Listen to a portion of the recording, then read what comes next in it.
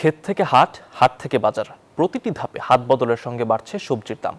পাইকারি বাজারে কম দামে বিক্রি হলেও খুচরা পর্যায়ে গিয়ে প্রতি কেজিতে 10 থেকে 15 টাকা পর্যন্ত বেশি গুনতে হচ্ছে ক্রেতাদের। তবে এই দামে যেমন লাভবান হচ্ছেন কেউ কেউ, তেমনি উৎপাদন খরচ তুলতে হিমশিম খাচ্ছেন অনেক কৃষক।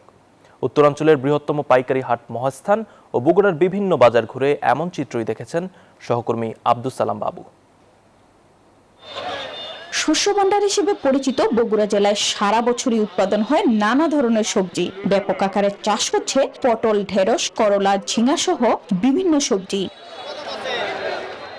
মহাস্থান পাইকারি হাটে যেখানে পটল ও মূলা বিক্রি হচ্ছে প্রতি কেজি 12 থেকে 15 টাকায়, সেখানে মাত্র কয়েক কিলোমিটার দূরের বগুড়া শহরের খুচরা বাজারে সেই সবজি বিক্রি হচ্ছে 20 থেকে 30 টাকায়। একইভাবে হাটে 35 টাকার বইকচু শহরের বাজারে বিক্রি হচ্ছে 50 থেকে 60 টাকায়। পেঁপে, করলা, ঢেঁড়স ও ঝিঙা সহ প্রায় সব সবজির ক্ষেত্রেই রয়েছে একই চিত্র।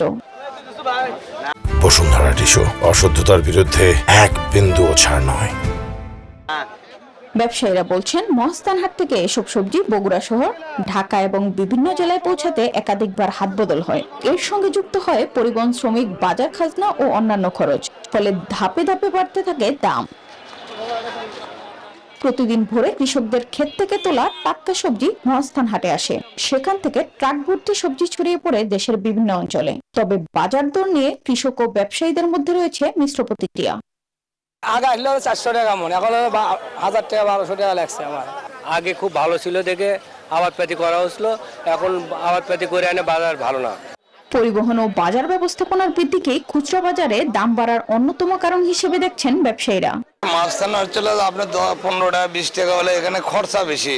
আপনার এটি দোকান ভাড়া আছে, খাজনা আছে, লেবার আছে, গাড়ি খরচা আছে। কোনো জিনিসের দাম বেশি নিতে না পারে ভোক্তার যেন কোনো কষ্ট না, সেই বিষয়ে আমরা খেয়াল রাখবো।